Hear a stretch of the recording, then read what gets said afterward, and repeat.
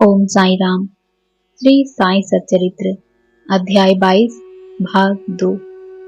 प्रस्तुत अध्याय के प्रमुख विषय हैं श्री अमीर शक्कर, श्री हेमाड़ पंत, बाबा के विचार। अमीर शक्कर अमीर शक्कर कोभाले गांव का निवासी था, जो कोपरगांव तालुके में है। वह जाति का कसाई था और बांद्रा में दलाली का धंधा किया करता था। वह प्रसिद्ध व्यक्तियों में से एक था। एक बार वह गठिया रोग से अधिक कष्ट पा रहा था। जब उसे खुदा की स्मृति आई, तब काम धंधा छोड़कर वह शिरडी आया और बाबा से रोग निवृत्ति की प्रार्थना करने लगा। तब बाबा ने उसे चावड़ी में रहने की आज्ञा दे दी। चावड़ी उस समय एक अस्वास्थ्यकारक स्थान होने के कारण इस प्रकार के रोगियों के लिए सर्वथा अयोग्य थी। गांव का अन्य कोई भी स्थान उसके लिए बेहतर होता, परंतु बाबा के शब्द तो निर्णयात्मक तथा मुख्य औषधि स्वरूप थे। बाबा ने उसे मस्जिद में न आने दिया और चावड़ी में ही रहने की आज्ञा दी। वहां उसे बहुत लाभ हुआ। बाबा प्रातः और सायकाल चावड़ी से निकलते थे तथा एक दिन के अंतर से जुलूस के साथ वहां आते और वहीं विश्राम किया करते थे। इसलिए अमीर को बाबा का सानिध्य सरलता पूर्वक प्राप्त हो जाया करता था। अमीर वहां पूरे 9 मास रहा। जब किसी अन्य कारणवश उसका मन उस स्थान से उब गया, तब रात्रि में वह चोरी से उस स्थान को छोड़कर ऊपरगांव की धर्मशाला में जा ठहरा। वहां पहुंचकर उसने वहां एक फकीर को मरते हुए देखा, जो पानी मांग रहा था। अमीर ने उसे पानी दिया, जिसे पीते ही उसका देहांत हो गया। अब अमीर किंग कर्तव्य विमूढ़ हो गया। उसे विचार आया कि अधिकारियों को इसकी सूचना दे दूं तो मैं ही मृत्यु के लिए उत्तरदायी ठहराया जाऊंगा और प्रथम सूचना पहुंचाने के नाते मुझे अवश्य इस विषय की अधिक जानकारी होगी। सबसे प्रथम मैं ही पकड़ा जाऊंगा। तब बिना आज्ञा शिरडी छोड़ने की उतावली पर उसे बड़ा पश्चाताप हुआ। उसने बाबा से मन ही मन प्रार्थना की और शिरडी लौटने का निश्चय कर उसी रात्रि बाबा का नाम लेते हुए पौ फटने से पूर्व ही शिरडी वापस पहुंचकर चिंता मुक्त हो गया। फिर वह चावड़ी में बाबा की इच्छा और आज्ञा अनुसार ही रहने लगा और शीघ्र ही रोग मुक्त हो गया। एक समय ऐसा हुआ कि अर्धरात्रि को बाबा ने जोर से पुकारा कि ओ अब्दुल, कोई दुष्ट प्राणी मेरे बिस्तर पर चढ़ रहा है। अब्दुल ने लालटेन लेकर बाबा का बिस्तर देखा, परंतु वहां कुछ भी न दिखा। बाबा ने ध्यानपूर्वक सारे स्थान का निरीक्षण करने को कहा और वे अपना सटका भी जमीन पर पटकने लगे।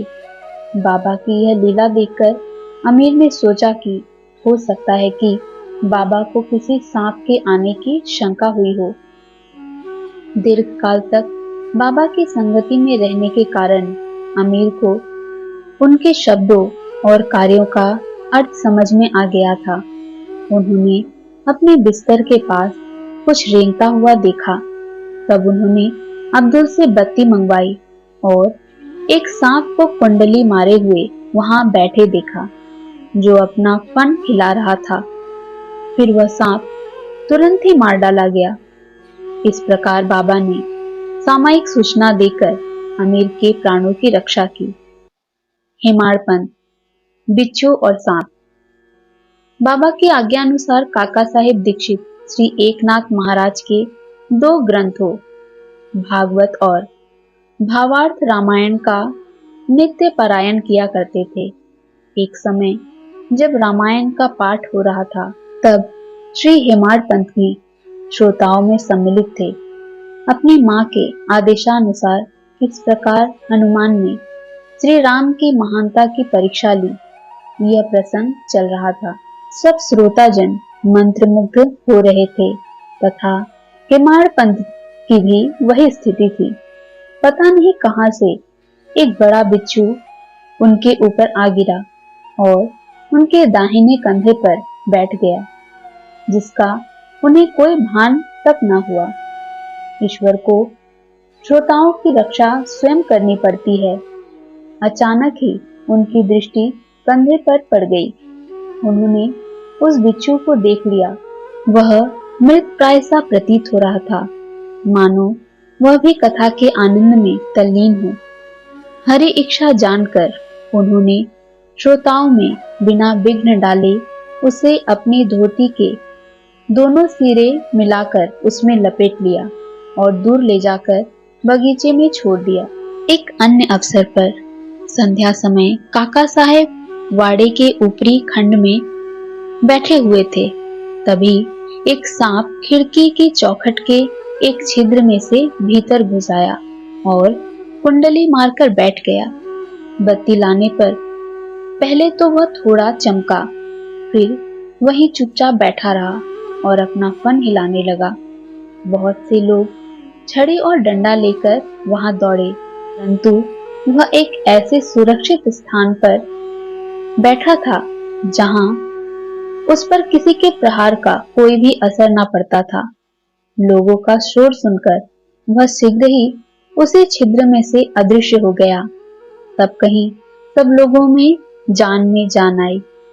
बाबा के विचार। एक भक्त मुक्ताराम कहने लगा कि चलो अच्छा ही हुआ जो एक जीव बेचारा बच गया। श्री हेमाड़ पंत ने उसकी अवहेलना कर कहा कि सांप को मारना ही उचित है। इस कारण इस विषय पर वाद विवाद होने लगा। एक का मत था कि सांप तथा उसके सदृश जंतुओं को मार डालना ही उचित है, किंतु दूसरे का इसके विपरीत मत था। रात्रि अधिक हो जाने के कारण किसी निष्कर्ष पर पहुंचे बिना ही उन्हें विवाद स्थगित करना पड़ा। दूसरे दिन यह प्रश्न बाबा के समक्ष लाया गया। तब बाबा निर्णयात्मक वचन बोले कि सब जीवों में और समस्त प्राणियों में ईश्वर का निवास है, चाहे वह सांप हो या बिच्छू। वे ही इस विश्व के नियंत्रण करता है और सब प्राणी सांप, बिच्छू इत्यादि उनकी आज्ञा का ही पालन किया करते हैं। उनकी इच्छा के बिना कोई भी दूसरों को हानि नहीं पहुंचा सकता। समस्त विश्व उनके अधीन है तथा स्वतंत्र कोई भी नहीं है। इसलिए हमें सब प्राणियों से दया और स्नेह करना चाहिए। वैमनस्य या संहार करना छोड़कर शांत चित्त से जीवन व्यतीत करना चाहिए। ईश्वर सबका ही रक्षक है। ओम साई राम।